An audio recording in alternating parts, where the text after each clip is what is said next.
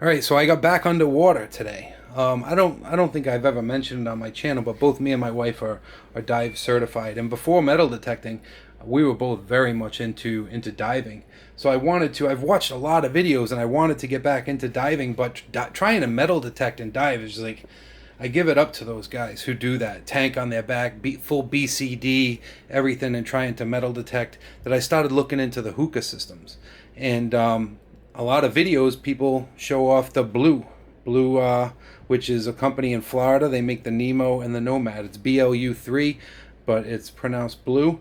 So I ended up speaking to them a few times and learning more about the systems. I didn't go with the Nemo. The Nemo is a 10-foot cord, and the Nomad is a 30-foot cord. Now, the Nomad is more expensive, but if you want to dive shallow, you just roll up the cord and tie it off with one of their ball ties here, and then you're able to dive. So I didn't have any crazy BCD on. I didn't need a lot of weight because I wasn't using a wetsuit. If you use a wetsuit, that absorbs water and you need even more weight. I think it's like close to an additional 10 pounds of weight that you would need. So I had 10 pounds strapped to my weight belt today. I used the Nomad. This thing breathes really good. It's just like scuba. I haven't dove scuba in a few years, but combining both this with metal detecting is definitely awesome. There are other systems out there. I was looking into other companies and everything, but for USA, Blue is right in Florida. Dave over there, he replies right away. I had a lot of questions. He was right there. I ended up getting a couple of these batteries, and it worked perfect. I brought the Legend down to 12 feet, even though it's rated for 10. I chopped it up a little bit, made it smaller. That inner what's it called, inner shaft there, I chopped up a little bit to make it shorter. I had an extra one. So that worked great. The waterproof headphones worked good. I had volume up at 6 because it is a little hard to hear them over the regulator when you're breathing out and in, but I was able to hear signals no problem. So this is my dive setup. Other than this, if you wanted to metal detect and use a hookah system, you would need a weight belt. I think that's the only other thing you would need is a mask, a snorkel, and a weight belt. Snorkel is kind of optional. I'd recommend it just in case you kind of get lost out there and you come to the surface. At least you have the snorkel if your battery dies here. One thing I did notice is that this started pulsating. It was still giving me air, but it did stop pulsating when my battery was getting low. And I think it does that around 10 minutes when you have 10 minutes of battery or less. So that was really convenient. I noticed it right away. It was started to pulsate, so I got back up. But yeah, this is my new hookah system here, and let's get on to the dive video.